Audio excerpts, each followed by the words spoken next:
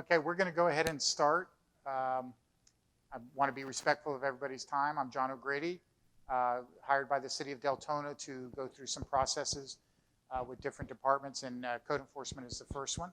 We have our city manager, John Peters, in the audience, planning and development, Ron Paradise, and our mayor is going to open up for us. I forgot Captain Egan in the back from the sheriff's office, so Mayor. Thank you, Mr. O'Grady. Good evening, everyone. Thank you for coming out to our 7th and final town hall on code enforcement. So thank you for coming. We know Sheriff Chitwood is committed to be here today. We're just waiting for him to get here. Should something come up that he can't make it, he's coming? Good, okay. So, but we have a presentation, as Mr. O'Grady said, to go ahead and start out with, and then they'll go ahead and handle it and ask questions. The reason we're doing these is to get input.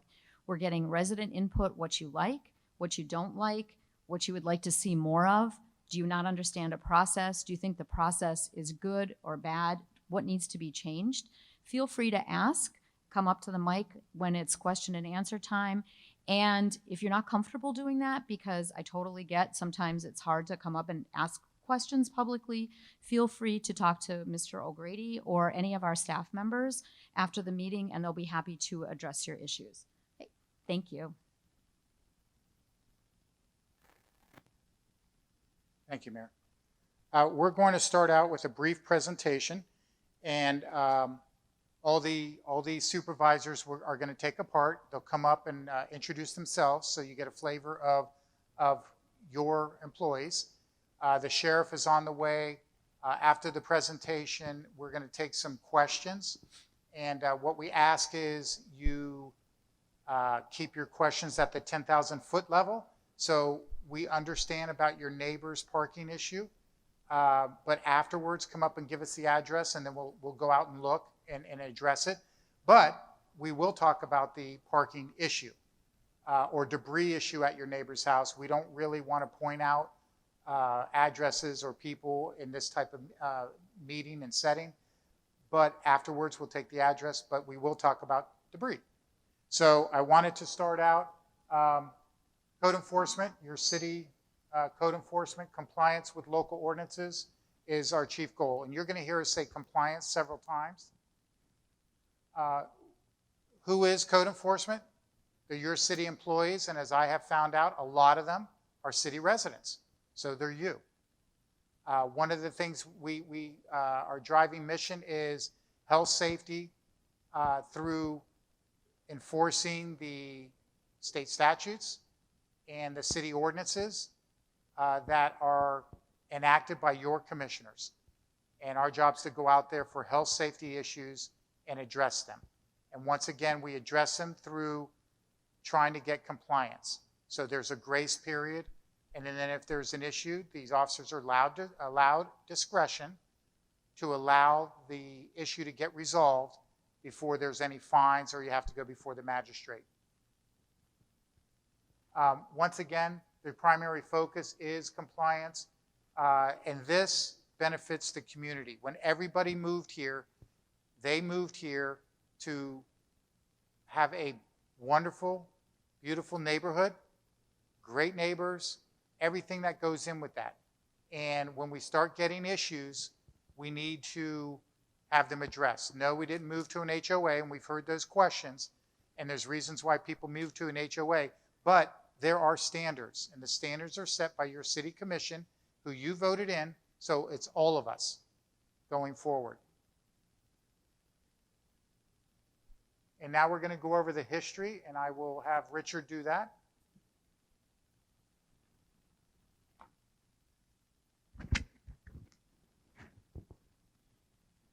I'm Richard Lovett. I've been with the city since 2000. I've been with this department since 2000. I started here originally. So the city was incorporated in 1995, and up until September of 1996, our code was run by the county. At that point, the city thought it was better to run the code department on their own, and they made their own code department. In 2004, the city commission dissolved. What we had was a code enforcement board, and we went to a special magistrate. That helped take the time limit down that we were in these meetings, and it helped tremendously make the process run faster. So as you can see here, in 1997, we had a staff of 4 with 57,000 people. In 2000, we raised to another employee. But you see the big spike was in 2008 where we went to 22. The difference in that year is the years before, the department was separated. There was a code enforcement department, there was an animal control department, and there was a solid waste department. All three of those were separated. We decided the best business practices was put them all together, because if I'm coming out to your house for your animal running loose or something like that, it's because of a code issue. So instead of having to bring another person over there to deal with that code issue, it became better practice to have one person do it all in one shot. But you can see after 2008, yes, we did have a decline in employees in the department. That was due to the recession, which everybody was hit by. So this staff is just another one showing that you can see the staffing levels. The top is the population. As we've continued to grow, the staffing, we can show that we grew, and then we've had a downturn on our staffing. So now I'll turn it over to Danny Ron to do his part.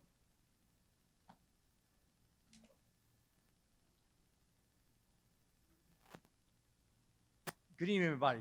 My name is Danny Ron. I'm the Building and Enforcement Services Customer Service Supervisor. So if you happen to call City Hall and there's a complaint or a question about code enforcement or animal control, that's the section that I'm in charge of.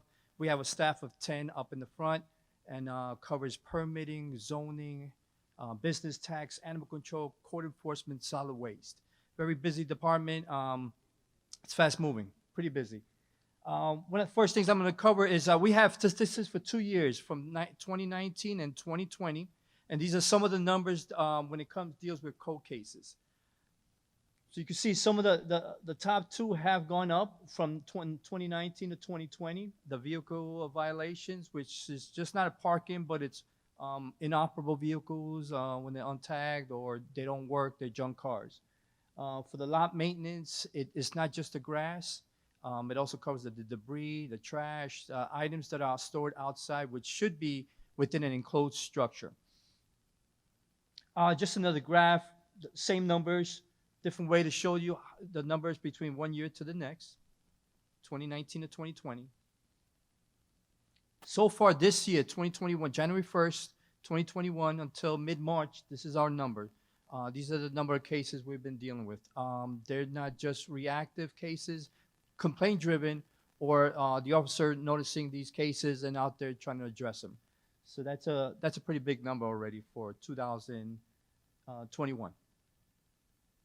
Our second category that's up there is the lot maintenance, like I mentioned before. We got the rainy season coming in, and those numbers are definitely going to go up. Somebody asked last time, is that actually in Deltona? Guess what? Yes, there is. I've actually been to a couple of houses that have had that situation, but we did wind up cleaning that property up, or we had the owner clean it up. All right, so how does a responsive city government achieve code compliance for the benefit of the entire community? Being reactive. There's different ways being reactive. What this means is complaint driven from the community, telling us out there there's a situation and we need to go check it out. One of the ways is we have a hotline, a code enforcement line. We have Becky, she handles that line. There's a couple other people covers it when she's not available.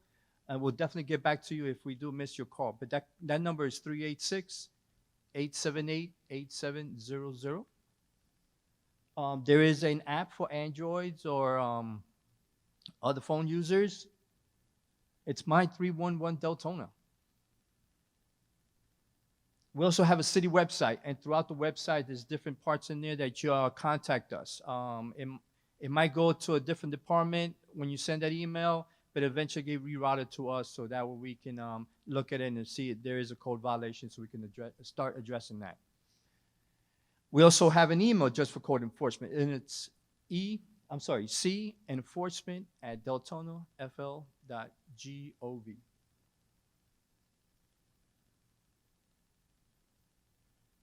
Being proactive. The officer is already out there in the field. He already has his list for the day, and he's out there also initiating complaints himself if he's out there observing that stuff. You know, they deal with solid waste. They also deal with animal control. A lot of times, guess what? The officer is chasing a dog, winds up being in the backyard trying to capture the dog, and he sees other violation, and he'll address it once after he's taken care of the addressing the animal case. The form of notice that we leave in the property, this is the first notice that we have. It's called a door hanger. Courtesy notice. It's pretty educational. There is no fines if we address it the first time, but we do explain. There's an ordinance explaining the violation at the property that we observed, how to correct the violation, and on the top we have a reinspect date. When we leave a door hanger, the average time is 7 days. So 7 days from the day we leave this notice, we'll be back to see if the property is in compliance.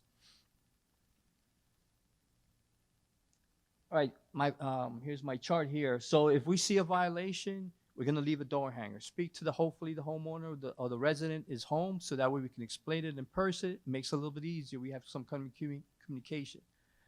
After 7 days, if the violation doesn't exist anymore, it's in compliance, we close out the case. If the violation still exists after the 7 days, we prepare for the next step, which is either the abatement notice or the notice of violation. This is a notice when we post it on the property, but we also send it to the property owner that's listed on the property appraiser's record in Volusia County property appraiser. So yes, not just posting on the property, we also send that certified mail to the property owner.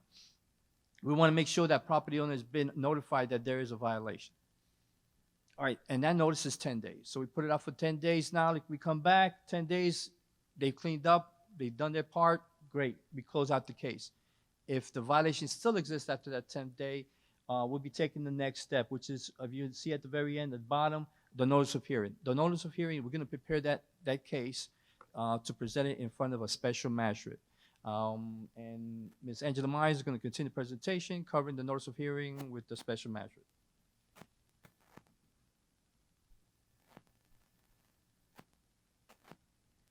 Good evening, everyone. My name is Angela Meyer. I work for the City of Deltona since 2002. And right now, my role is Administrative Supervisor for Building and Enforcement Services, and I'm also the hearing clerk for the Special Magistrate.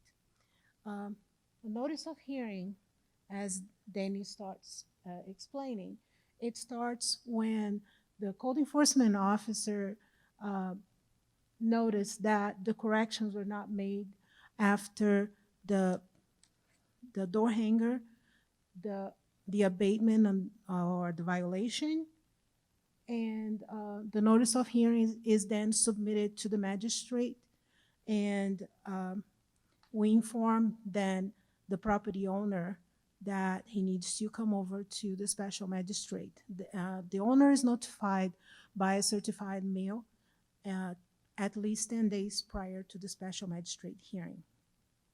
Our special magistrate is a licensed attorney and also a member of the Florida Bar, and he's appointed by the City Commission with jurisdiction and authority to go over code compliance matters, to assess fines, order liens, and place liens to be placed upon properties. Our code enforcement hearings are scheduled for every fourth Wednesday of the month.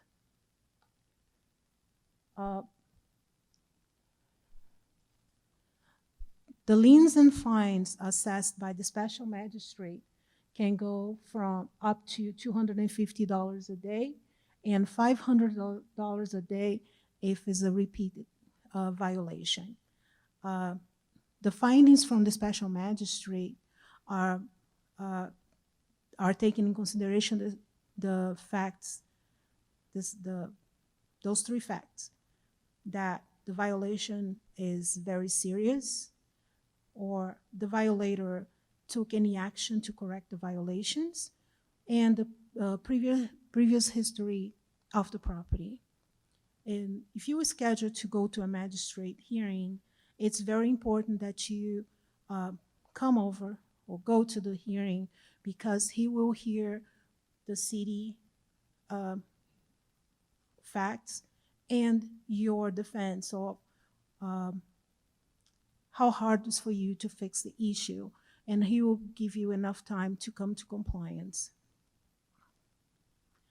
Okay, I have a chart here that shows cases in the city of Deltona.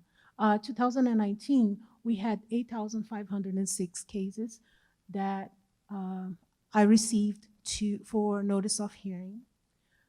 By the time the magistrate meeting, we had only 11 cases that received fine and lien on their properties, giving us 98.5% of compliance in all cases, and only 1.5% of non-compliance. That shows clearly that our code enforcement is working closely with the residents to have violations corrected and to avoid fines and liens on their properties. Continuing with our presentation, we have Richard Lovett.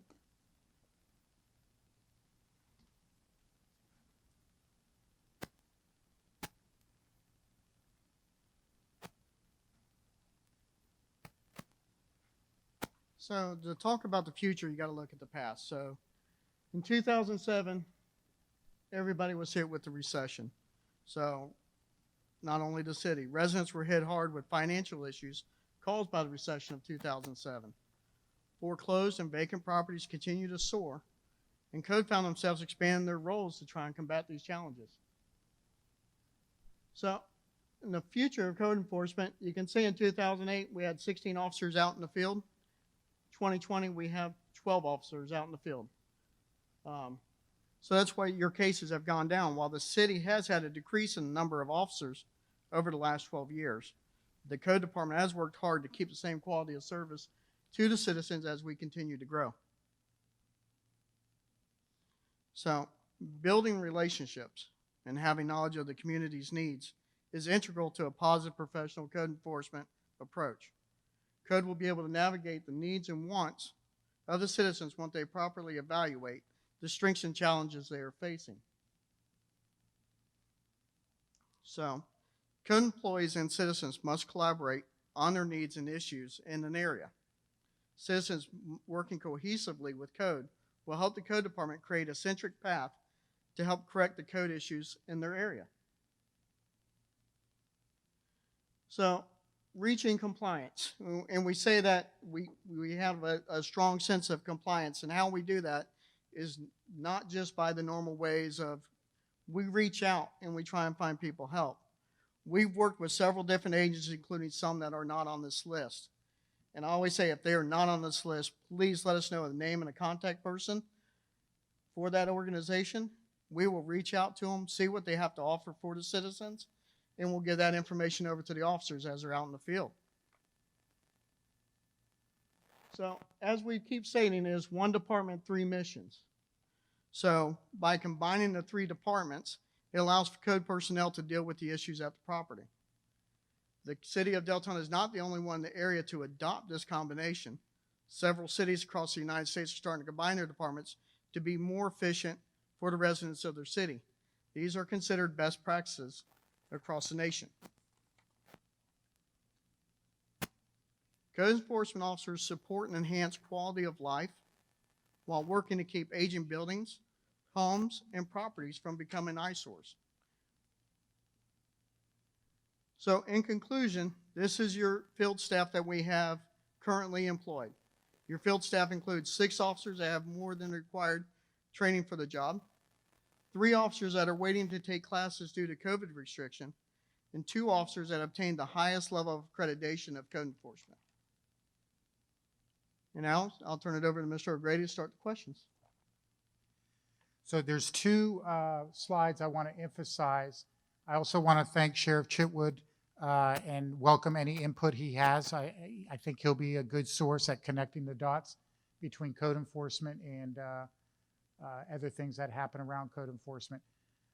So right here from the magistrate hearing, I want to point out at the top is a number of cases that came in, and as you see it go through the process, 98.5% in 2019 was compliance. That means only 1.5 had some type of fines or enforcement action against them. And then the same in 2020.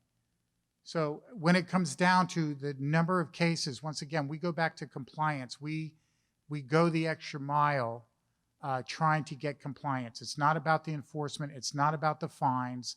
It's about your neighborhoods. The other one I want to point out, one of my tasks coming in here that I was looking at was best practices. And I just want you to know your Deltona code enforcement has a lot of the best practices already implemented. This is one of them right here. When I came in, they already have 3 missions with 1 officer out there. That's effective and efficient use of your money. They're being good stewards of your money. So to have these 3, this is a nationwide best practice that's already instituted here. So now I'd like to open it up to questions.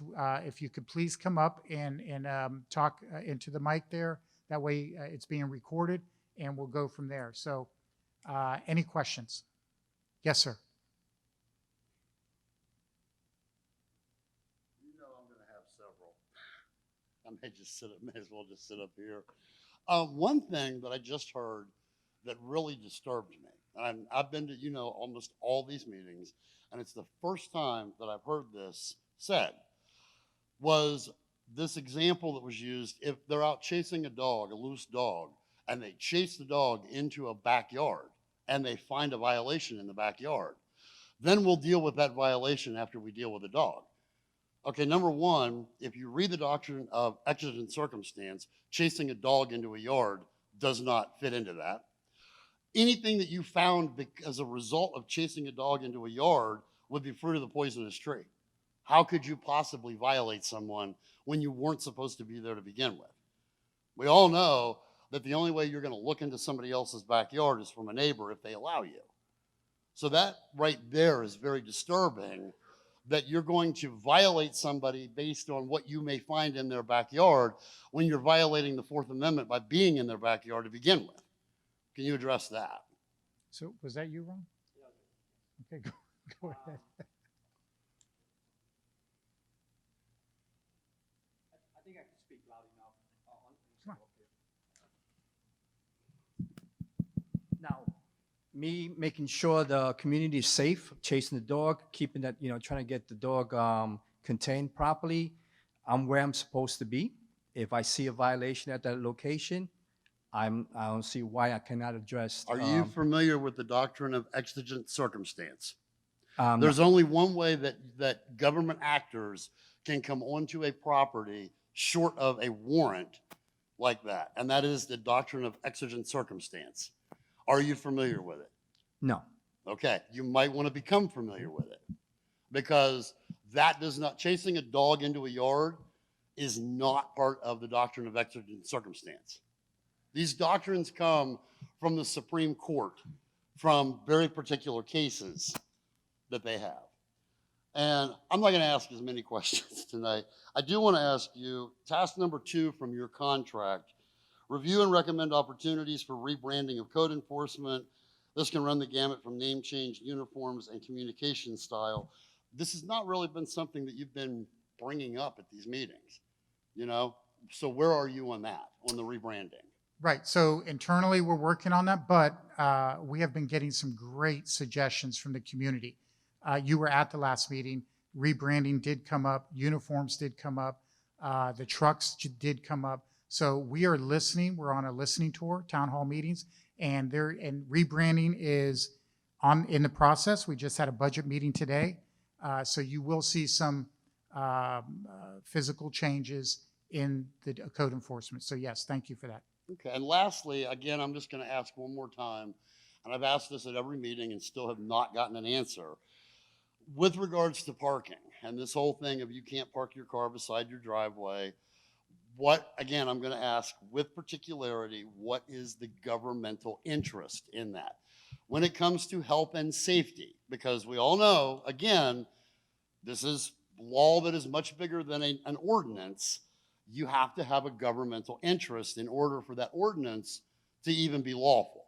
So what is the governmental interest? And the idea of putting down mulch, how does that change the geography or the structure in such a manner that now it's okay to park a car there? So in particularity, we might not be able to answer it, but thank you again. You've asked that question every time, and I'm hoping that we have an answer because we did research. Richard?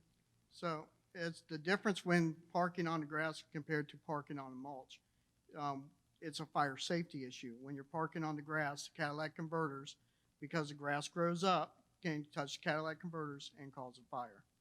It's fire But safety that would be issues. live grass, and the heat from a catalytic converter, I would think, would be more, there would be more of a chance of it actually transferring. The second law of thermodynamics would tell us that the heat would have more of an opportunity to transfer to dry mulch than to live green grass.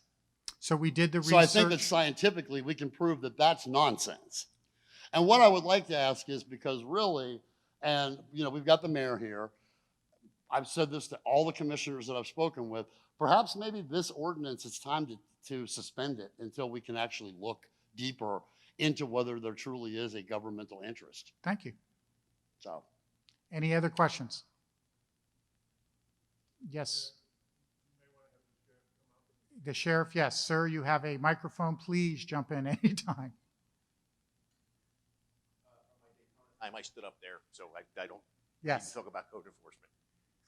From the sheriff's office perspective and quality of life in the community, one of the benefits for us partnering is for the nuisance abatement properties. You know, the landlord that lives in New York, and we've served 2 search warrants on the home because they're selling heroin. That's the big thing, is to hold the absentee owners accountable for who they're renting to. And that's where our partnership with code enforcement comes in. We go out and serve the search warrant. We do what we need to do from the law enforcement end, and then code enforcement pursues them from the nuisance abatement end to try to make sure that the landlords are holding the tenants accountable. And that's what the issues with the quality of life are, because we all have a house on our block that, you know, there's parties going on 24/7. It's nonstop foot traffic in and out of the house. Cars are parked all over the street. Trash is all over the place. And you're like, well, how come nobody's doing anything about this? You know, this is my home too. I live on this block. I should be able to come home and enjoy relative peace and quiet when I get home. So we're excited to have John. You know, we're working on, when we apply for search warrants, that the name of the owner and where that owner lives is readily provided to code enforcement. Obviously, if we get in there and discover that the house is about to fall down, we'll then make a phone call to code enforcement, and then using our body camera footage and our search warrant, they'll get their own administrative warrant, do what they need to do to tackle those issues. Because you know, you guys are no different than Daytona, except you're bigger. It's the rental properties is where we see the repeated calls for service, time and time again. Drug overdoses, stolen property, large parties, everything that's disrupting your quality of life. So we're excited to start to get that component of tracking down the absentee landlords who are allowing, you know, like I said, drug sales. You know, last year with COVID, our search warrants were way down. We served 14 in the city last year. The year before that, it was like 28 or 29. So there's a lot of work that goes into that. I mean, you just don't go serve a search warrant. You know, you get a tip or you get a lead, and then an investigation begins, and you know, you have to get evidence, and then you have to go before a judge, and you have to get a warrant, and then you have to determine, you know, how we're going to get in there and what plan of action are we going to take. And I will tell you that from a drug perspective, overdoses have remained very high, but pretty level, but our deaths doubled from 2019 to 2020. And West Volusia is seeing a surge in meth, a big surge in meth. Not the cooking like they used to do back in the early 2000s. This stuff's coming in packaged from Mexico. We've done a couple what's called a RIP, because we're on a long-term investigation with the feds and other sheriff's offices, and we're pulling a lot of crystal meth out of the area. This Deltona, the land you saw, the roundup we did the other day, that was directly tied into what's going on the west side of the county. So we're hoping that this is something that when we work closely with them, again, to target those houses and target those dealers. And that doesn't mean that the guy won't move to the land or Oak Hill or wherever to continue doing what he's got to do, but at least they know somebody's watching. I don't know if that answers what you're looking for. Yes, sir. Can I ask you, and I'm glad you brought something up that I think is very, very important. By the way, how you doing? You feeling good? I'm doing good, thank you. Good. For getting hit by a car, not bad. It's gonna be the death of you. It is. I've been riding a bike since I was 5. I only got run over when I got to Florida twice. So You need to get a trike or something. I agree. But what you said about the search warrants and that the sheriff's department is, they're the ones under statutory requirement to execute those search warrants. Right. And I have a video right here from 2015. I know that Trey Black and Richard Lovett actually went and applied for Shirley Green, who we both know is no longer on the bench. There was a whole list of these that were that she granted, and you can watch this video. I'd be happy to show you this video. This is code enforcement executing a criminal search warrant, and it was a criminal search warrant. I pulled all the files. Richard, that was animal cruelty. And the funny thing is, I also, while this was evidence in a federal lawsuit, Yeah. I did a public records request, not once but twice on this, and both times it came back that this didn't exist. But I already had a copy of it. And they're claiming that it just didn't exist. But this is, I mean, there's absolute proof here of a crime where this is code enforcement that is executing this warrant, and they're drilling the lock out of an occupied dwelling. That was an animal cruelty case, am I correct? It was, okay, but again, it was an animal case, not necessarily an animal cruelty case. I just wanted to give the sheriff the right frame. But they did not go through and by the way, this was not under you. Right. So just so everybody here knows, this was not under you. But they did not follow the law. They went to a dirty judge that granted them a warrant that she had no authorization to grant under statutory law. And you just heard him say that the sheriff's department is who has to execute that warrant. And this video shows them executing that warrant.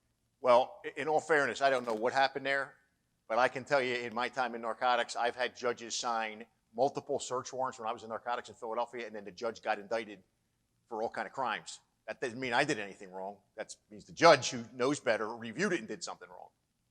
And I'm assuming, I'm assuming, and you were here, I'm assuming you ran that warrant by the state attorney's office, who then approved it and said, go before a judge, because that's how the process works. We went to the state's attorney's office, the judge signed off on it, and then we brought it to the sheriff's department to execute. And there should have been a letter in that case file from the state attorney, from the assistant state attorney, where they signed off on it. I don't believe what he's saying because those letters, there are not one of them. In all those cases I pulled, there is not a single letter from the state attorney's office that anything was ran past them. You're debating 2015. I wasn't here in 2015. I was the Daytona Beach police chief. I can just tell you how we do it. Any search warrant goes to the state attorney's office first. State attorney blesses it, and then we take it to a judge to sign it. I would just hope that we'll have a guarantee under you that we will know that the law will be followed and only the sheriff's department will be executing search. Well, they have John here for a reason. John comes with a plethora of law enforcement experience, and that's why he's here to run code enforcement. They're not going to call the sheriff's office when they do their administrative warrants. If there's a danger to something, they're going to call for us for support. But if it's an administrative warrant. Right, but an administrative warrant literally takes up to 30 days and at least one hearing prior to the granting of that warrant. A criminal search warrant doesn't. That just takes probable cause being taken to the judge and the judge granting. And Right. by law, the state attorney and the sheriff's office are the only two lawful entities that have the right to do that. Well, like I said, with John here, we think there's going to be really great coordination on the way we do things. That's what we're hopeful. That's why I believe he's here. Are there any other questions? Yes, ma'am. Can you come right up here? Thank you. So the last meeting that I was at, I had actually heard something for the first time, and I had heard about the David database. So I just wanted to, and I know, right, this is a very controversial topic, so we don't need to have any solutions tonight because I'm sure that's not going to happen. But I went on the website and I was looking, and some of the things that concerned me was everything that I saw on the website was very specific to how this is a law enforcement tool for law enforcement and criminal justice professionals. And that was stated right on the website. So I just, as a citizen of Deltona, have a lot of concerns about the personal identifiable information that is returned using and accessing that database. And for really, and I'm a pretty realistic person, I could not in my head justify why code enforcement would need to have access to all of that information. Like obviously verifying a property, ownership, that all I get, but when I saw the list of information that's returned on that just was a great cause of concern to me. Right. So yes, law enforcement has a lot more options when they go into David. Code enforcement has just minimal parts, and that is actually on our server that we can only go into certain areas. And I think, Richard, do you want to go into specifics about that? Because we have a liaison with the FDLE. That's who you work through for David. And we asked for some clarification because once again, some great questions are coming up, and that was one of them. But just to assure the citizens of Deltona, code enforcement for the city of Deltona does not have all the rights and privileges that law enforcement agencies have in David. Okay. So, and as per that information, I did reach out to him today just to ask that question, just in case it came back up. So yes, we do get a edited version. There's very limited information we're allowed to receive. We're only allowed to receive it for what we're allowed to do. So the Sheriff's Department has an unedited version, and their unedited version they're not supposed to share with us. So that's why we have it, to be able to do what we need to do just for our part. So do we know what the edited version for code enforcement returns, or can someone get that information? So As a citizen, you can call Florida Department of Law Okay. Enforcement and ask them to have a list of anybody who ran your name around Florida. And, if you're driving in the Panhandle and a deputy or a trooper ran your tag, they have that. So everything can be audited. And that has access to you that you can call up Florida Department of Law Enforcement, and they'll tell you what agency, what date, what time ran your tag. all right, that's great to know. Thank you. But let me try to ask that again. Maybe I didn't ask it the right way. Is what is the edited version that code enforcement has access to? So if law enforcement gets these 30 things returned to them, what does code enforcement get returned to them? Do we know that? Name, address, and I want to say license number. Okay. So yeah, we don't have the driving history or anything like that. That's for law enforcement specific. All right, great. Thank you. Any other questions? Yes, sir. David, real quick, it still requires probable cause. If you go look at David, and I've spoken to the state, it still requires probable cause to run that. So if they don't have probable cause, if it's just I want to know who that is, that's a $2,500 fine every time it's improperly used. You're absolutely right. And part of what I'm here for is we're going to audit that and make sure that each name that was run comes back to some sort of case. Are there any other questions?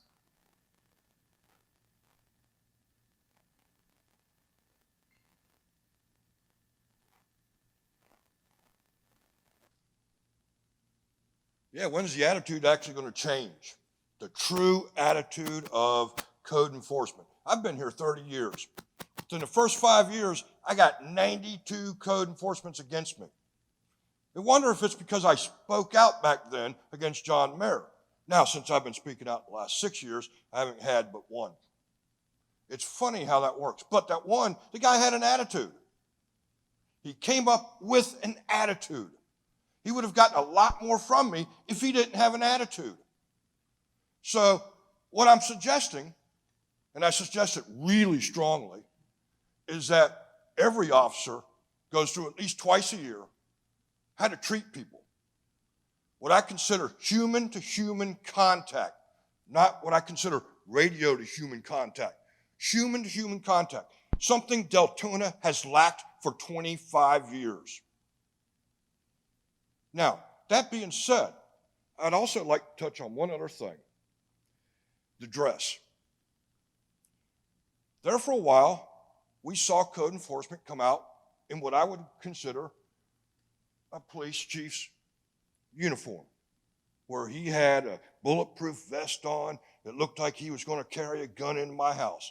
I'm going to tell you what, you come up to my house with force and you're not a law officer, I'm going to meet you with force, because I don't know who in the hell you are. And I really don't trust anybody I don't know. So if you're not wearing a sheriff's officer's uniform and you come to my house, you're going to be met with force. It's real simple for me. So I'd like to see these white shirts. I like that. That looks good. That's better than a bulletproof vest type thing they were wearing. But the attitude has really, really got to change. When you come to my house, if you don't say sir and please, there's going to be a big problem. So we hear you. Thank you. You're not the only one that has brought that up.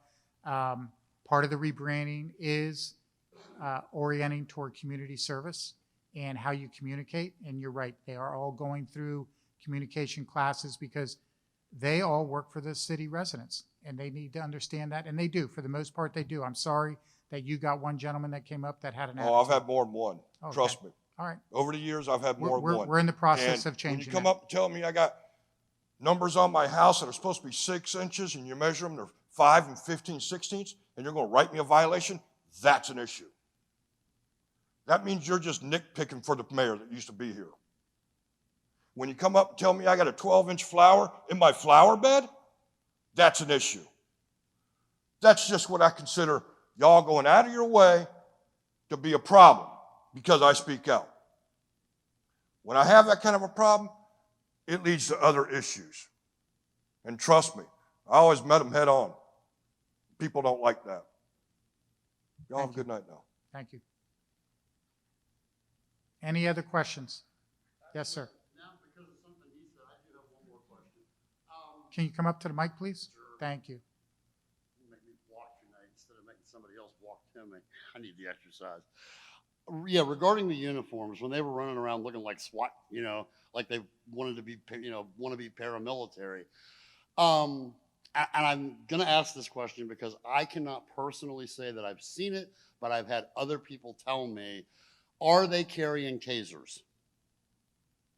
It depends on the situation, and tasers are used for animal control when they have an animal control call. And they're qualified through who with these? Yes, so we have one officer who is certified who trains the others, but they're currently not carrying them because of COVID. It's a yearly certification. So because of COVID, we could not get them certified, but we're in the process of reevaluating everything and to actually see if there's any other devices that they could use instead of a taser and things of that sort as we go through the budget process. Yeah, I mean, because I don't think they should be knocking on, well, number one, they shouldn't be knocking on anybody's door to begin with, but you should not be going up to somebody's house if you're not law enforcement with any type of a weapon, be it less than lethal or lethal. And to echo what he's saying, that's exactly why you're going to have people that are going to say, you come at me with with force, you're going to get met with force. You come at me with a weapon, you're going to get met with a weapon in my home. So I don't think that's a good idea for them to be walking around with tasers, and again, trying to play soldier. You want to play soldier, you can do what I did when I was 18. Go join the military. They'll be happy to have you. Go play soldier. But don't play soldier running around Deltona looking like SWAT carrying tasers. Thank you. Yes, sir.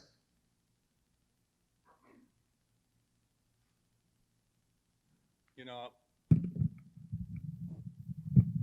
right.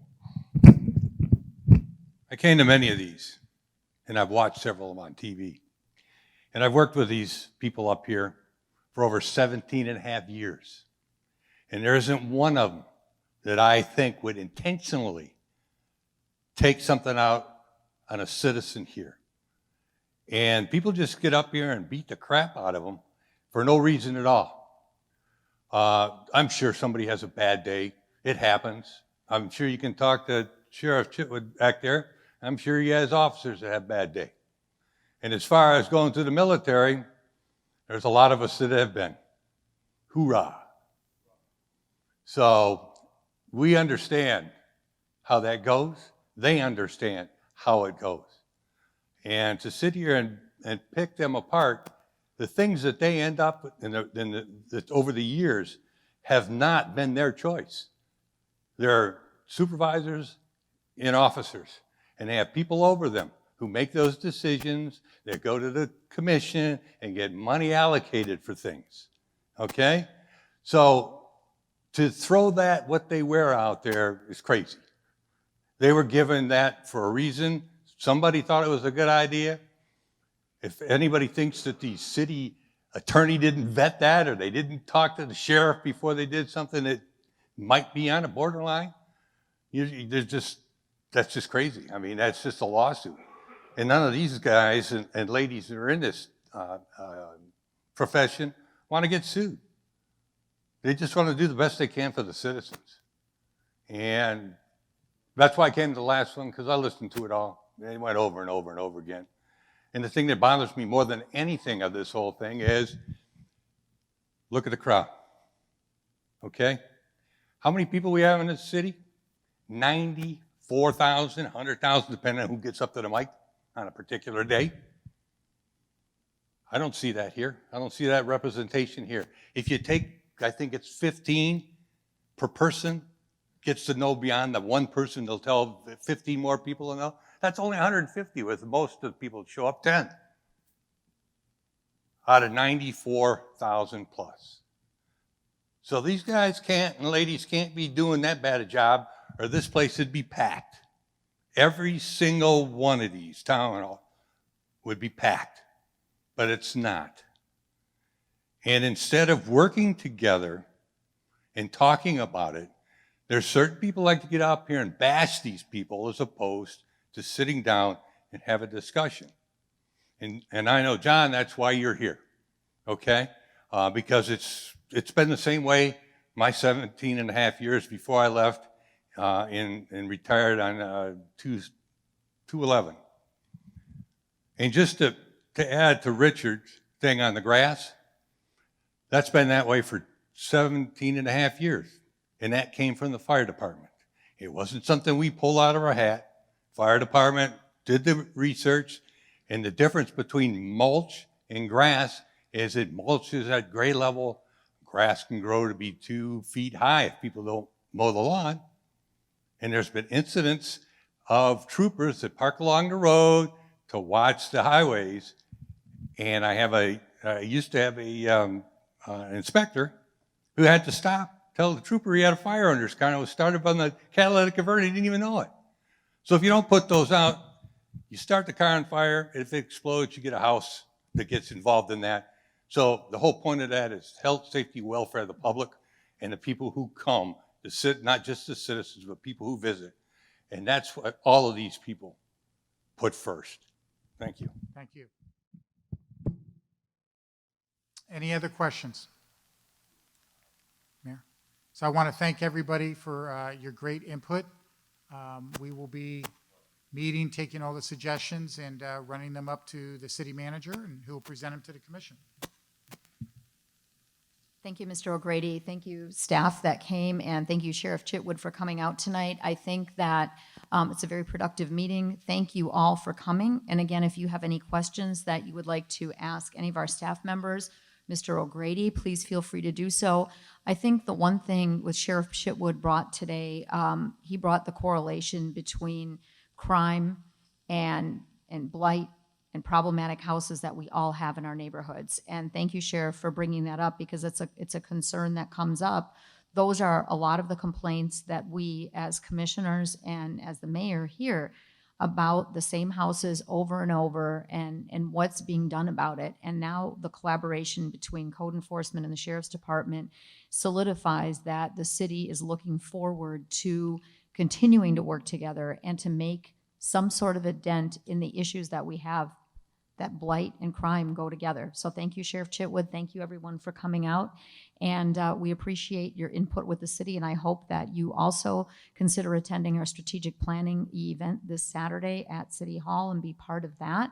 It's going to be a fun day, and we also will be having animal control meetings starting in June, and we'll do the same format. There'll be 7 of those at various places around the city. Each commissioner and myself will have one, and we encourage you to come out for those as well. Thank you.